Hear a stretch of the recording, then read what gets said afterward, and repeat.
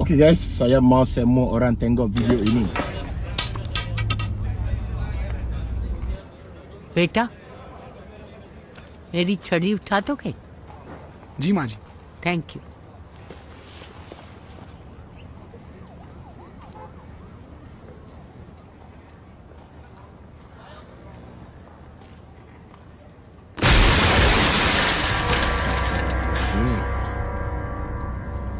You see, kadang-kadang Allah bagi pinjam rasa. Thank you बेटा। Kalau kita bersyukur, dia akan buat yang lebih baik.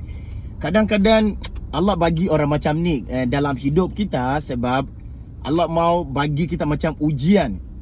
Kalau awak bersyukur, dia akan buat yang lebih baik. Korang boleh imagine kalau budak tu sudah tolong makcik tu, macam mana makcik tu boleh selamatkan?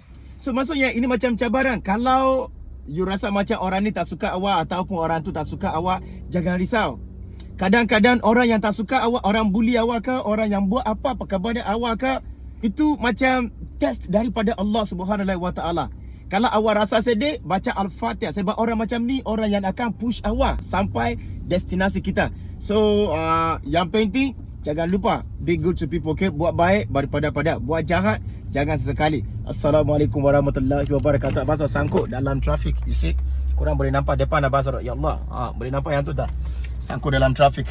Jumpa lagi.